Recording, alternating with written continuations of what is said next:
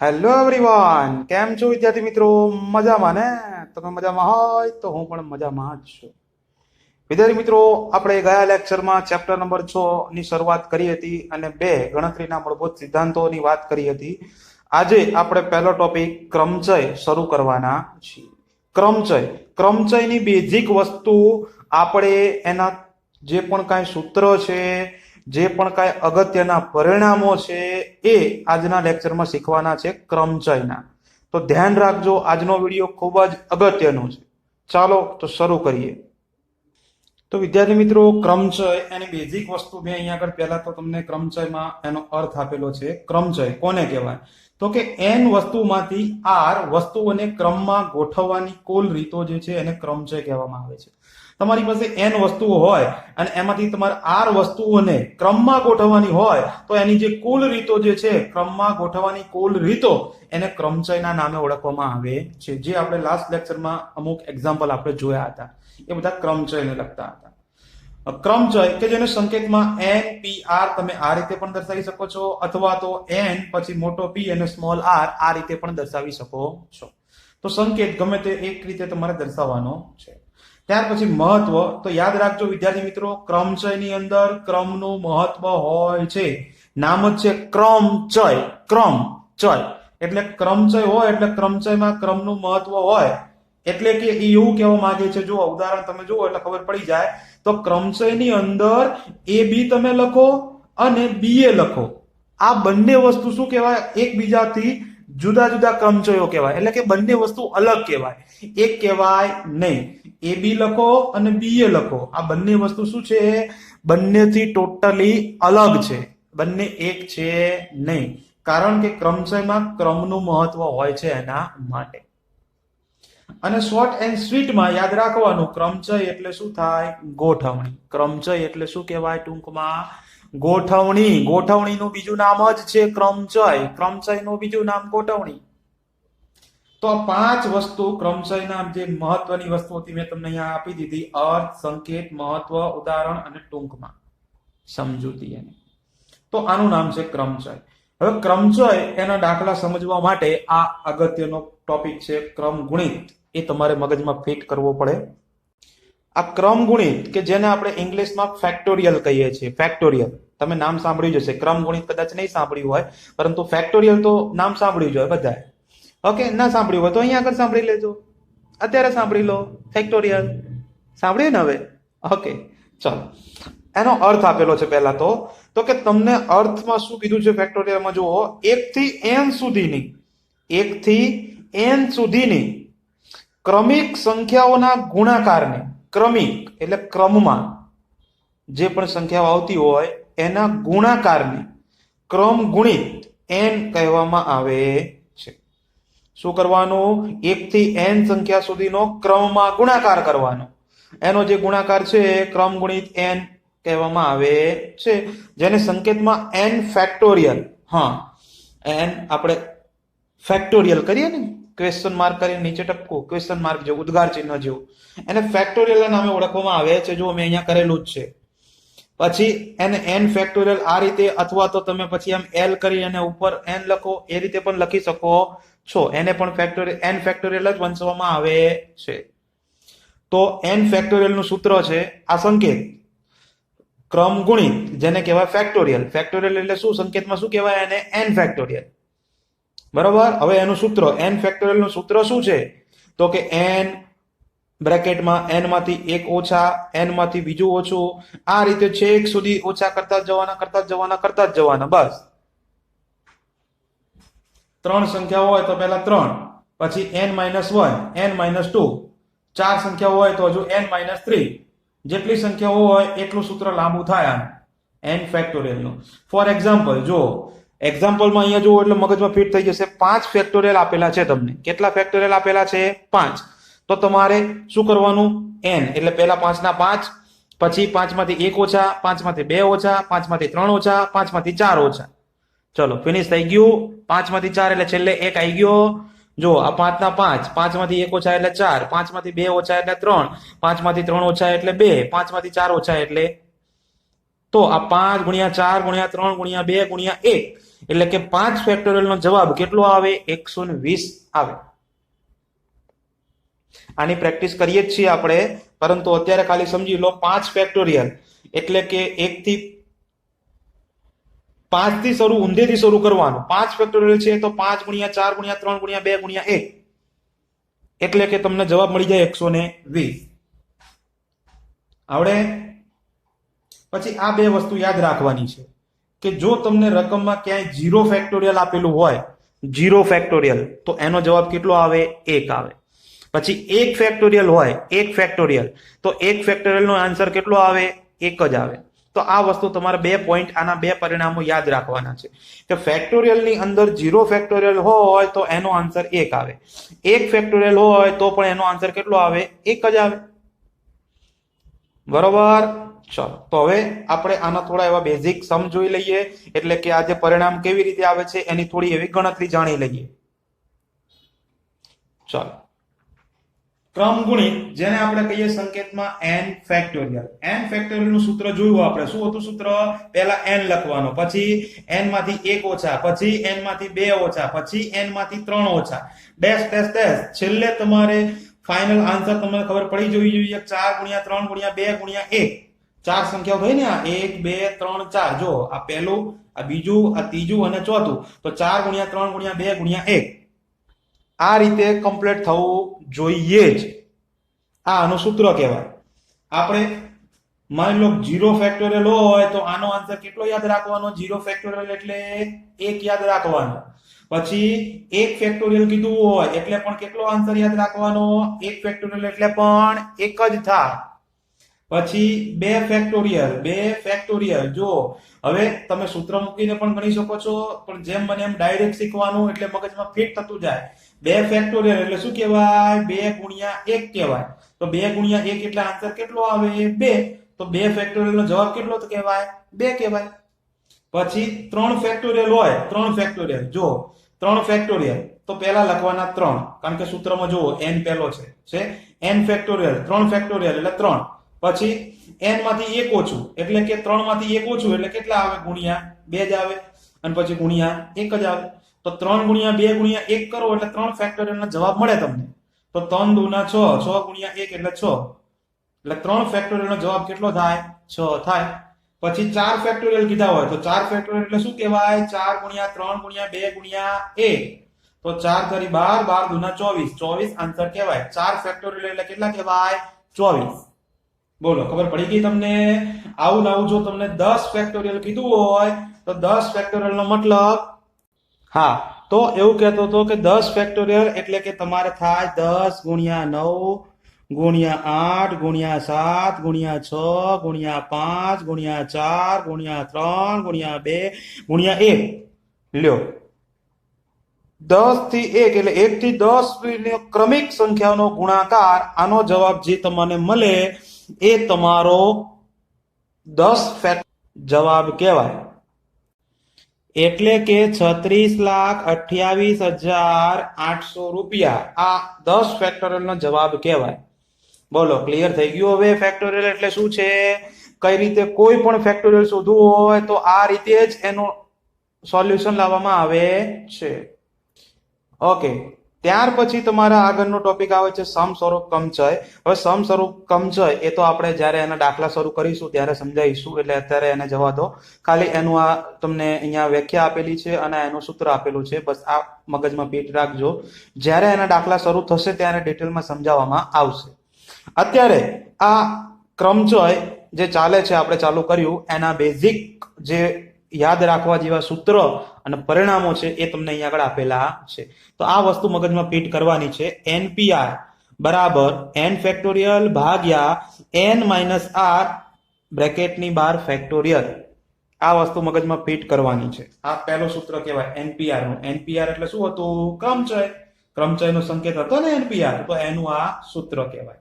ત્યાર પછી NPR નું બીજું સૂત્ર છે આ n બ્રેકેટમાં n માઇનસ 1 બ્રેકેટમાં n માંથી 2 માઇનસ કરો, આવું નવું n minus r plus r, છેક પ્લસ 1 સુધી તમારે માઇનસ કરતું જવાનું, પણ એક પદ વધારાનું મળે.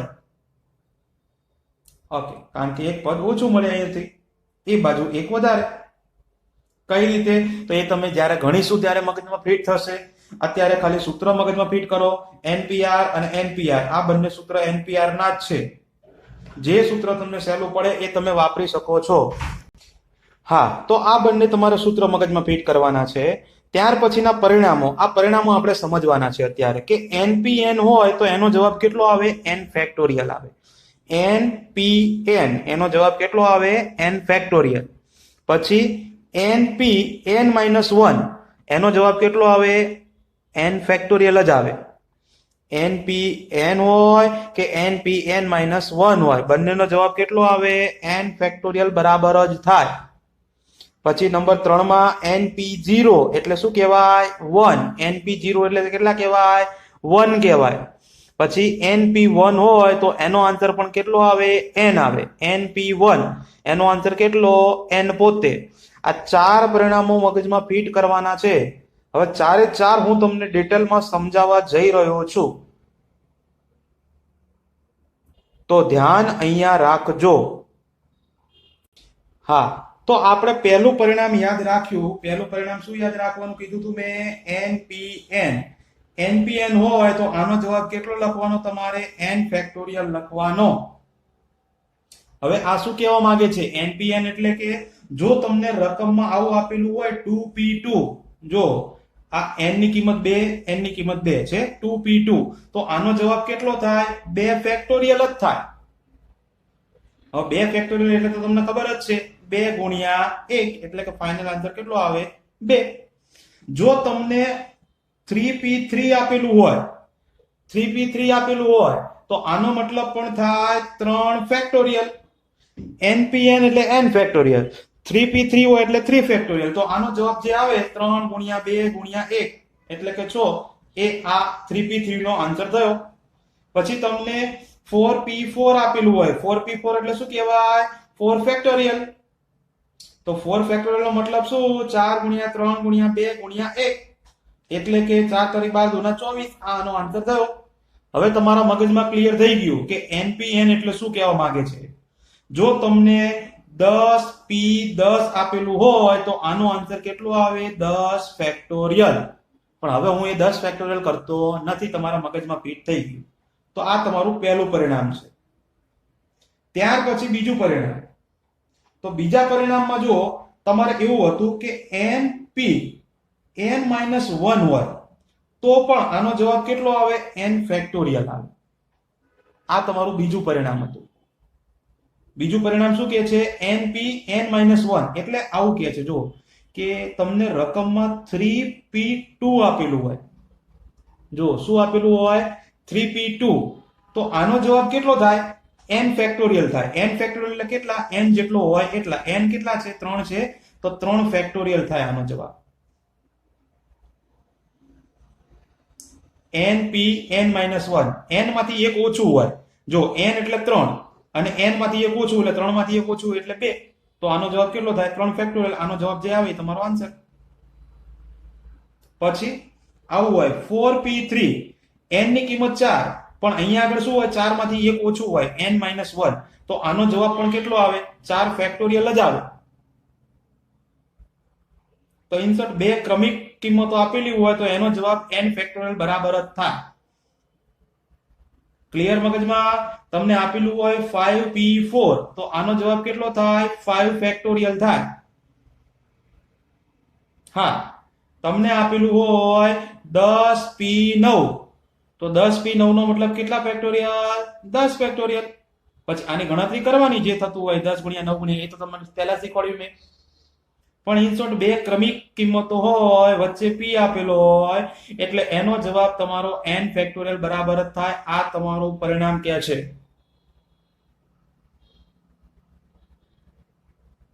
લ્યો, તો આ તમારે બીજી વસ્તુ યાદ રાખવાની. ત્યાર પછી નંબર 3 એ છે NP0. NP0 હોય તો ત્રીજું પરિણામ એવું કહે છે કે આનો જવાબ કેટલો આવે? 1 આવે. આનો એટલે કોનો? NP0 હોય ત્યારે. હવે NP0 એટલે તમને કોઈ પણ આપેલું હોય 2p0, આનો જવાબ એ કેટલો? 1 જ. તમને આપેલું હોય 3p0, જવાબ કેટલો? 1 જ. તમને આપેલું હોય 5p0, જવાબ કેટલો આવે આનો? એક જ આવે. અરે છોડો, તમને 5 ની જગ્યાએ 5000 કે 50000 P0 હોય તો પણ આનો જવાબ કેટલો કહેવાય? એક જ. ઇન શોર્ટ, તમારે મગજમાં આ પરિણામ ફિટ કરવાનું છે કે NP0 હોય તો એનો આન્સર કેટલો આવે? એક જ આવે. આ ત્રીજા નંબરનું પરિણામ તમારું કહે છે. ચાલો, ક્લિયર મગજમાં? અને એક ચોથું પરિણામ છેલ્લું, એ છે NP1. NP1 હોય તો આનો આન્સર n જ આવે. NP1 હોય એટલે આન્સર કેટલો આવે? n. હવે આ શું કહે છે એ તમને ખબર પડી ગઈ. જો 2p1 લખો તો આનો આન્સર કેટલો કહેવાય? 2p1. જો NP1 હતું તો n આન્સર આવ્યો n. તો 2p1 હોય એટલે આન્સર કેટલો કહેવાય? 2 જ કહેવાય. જો તમને આપેલું હોય 3p1 હોય એટલે આન્સર કેટલો કહેવાય? 3 જ કહેવાય. જો તમને આપેલું હોય 10p1 તો આનો આન્સર કેટલો કહેવાય? 10 જ કહેવાય. ગણતરી ક્યાંય કરવાની જરૂર જ નથી. તમને આપેલું હોય 500p1 તો આનો આન્સર કેટલો થાય? 500 જ થાય. એન શોર્ટ, આ પરિણામ મગજમાં યાદ રાખવાનું. NP1 આવે એટલે એનો જવાબ n બરાબર જ થાય. ક્લિયર? તો આ તમારા મેં 4 પરિણામો અહીંયા આગળ તમને ડિટેલમાં સમજાવ્યા, જે તમારે મગજમાં ફિટ કરી દેવાના છે. 4 પરિણામો. બરોબર? હજી પણ ખબર ના પડી હોય તો વિડીયોને તમે પાછો રિપીટ કરી શકો છો. 1 વાર જુઓ, 2 વાર જુઓ, પણ મગજમાં ફિટ કરો.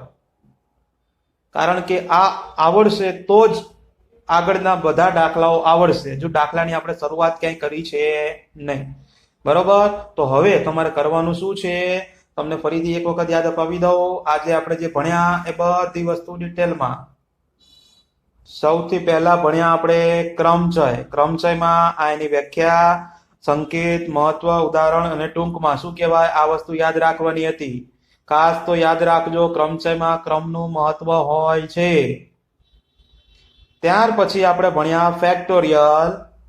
અને આ ફેક્ટોરિયલની અંદર એનો જે અર્થ હતો એ તમારા મગજમાં ફિટ થઈ ગયો, અને એનો જે પણ કાંઈ ઉદાહરણ જોયા એ પણ મગજમાં ફિટ થઈ જ ગયા હશે આપણા. કે 1 થી n સુધીની ક્રમિક જેટલી પણ સંખ્યાઓ હોય એનો તમારે ગુણાકાર કરવાનો છે, અને એને n ફેક્ટોરિયલ કહેવામાં આવે છે. સંકેતમાં n ફેક્ટોરિયલ કહેવાય. તમે આ રીતે પણ દર્શાવી શકો છો.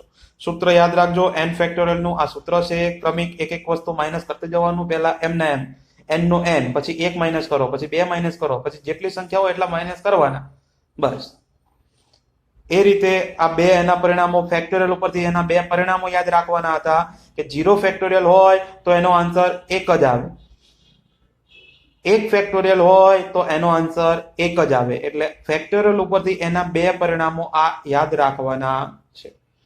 ત્યાર પછી આપણે જોયું સમ સ્વરૂપ ક્રમચયો. એ તો તમારે મેં કીધું એમ કે જ્યારે દાખલા શરૂ કરીશું ત્યારે જોઈશું. પરંતુ આ જે પરિણામો છે, આ જે યાદ રાખવાના સૂત્ર છે, 2 સૂત્ર યાદ રાખવાના છે NPR ના. NPR નું આ મોટું સૂત્ર અને અહીંથી આમ આ લાંબુ સૂત્ર. તો આ બંને સૂત્ર મગજમાં ફિટ કરવાના છે. સૂત્ર આવડે એટલે દાખલા આવડી જ જશે. પરંતુ સાથે સાથે તમને જે આ એના બેઝિક 4 પરિણામો આપેલા છે એ પરિણામો પણ મગજમાં ફિટ કરવાના છે. મગજમાં ફિટ કરી દેવાના. NPN હોય એટલે એનો આન્સર n ફેક્ટોરિયલ જ આવે. પછી NPN ની જગ્યાએ ભલે કોઈ પણ 2 ક્રમિક કિંમતો આપેલી હોય, 10p10 હોય, 9p9 હોય, એટલે એનો આન્સર n ફેક્ટોરિયલ બરાબર જ થાય. n જેટલો હોય એટલા ફેક્ટોરિયલ.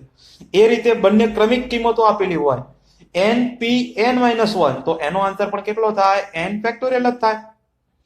ત્યાર પછી np0, કોઈ પણ ની p કરીને 0 આપેલું હોય તો એનો આન્સર 1 જ આવે. અને છેલ્લે np1 હોય, np1 કોઈ પણ p1 હોય એટલે એનો આન્સર n બરાબર જ થાય. 10p1 હોય તો એનો આન્સર 10 જ થાય. ઉપર 10p0 હોય તો એનો આન્સર 1 જ થાય. આ બાજુ 10p9 હોય તો એનો આન્સર 10 ફેક્ટોરિયલ જ થાય. 10p10 હોય તો એનો આન્સર 10 ફેક્ટોરિયલ જ થાય. તો આ વસ્તુ મગજમાં ફિટ કરી દેવાની છે. ઓકે, તો આજનો લેક્ચર એ ખૂબ જ અગત્યનો હતો. એટલે જે પણ કાંઈ વસ્તુ હતી એ મગજમાં ફિટ કરી દેજો. બાકી આપણે મળતા રહીએ નેક્સ્ટ લેક્ચરમાં. ત્યાં સુધી બધાને Tata, bye bye, C you, અને પ્લીઝ ટેક કેર.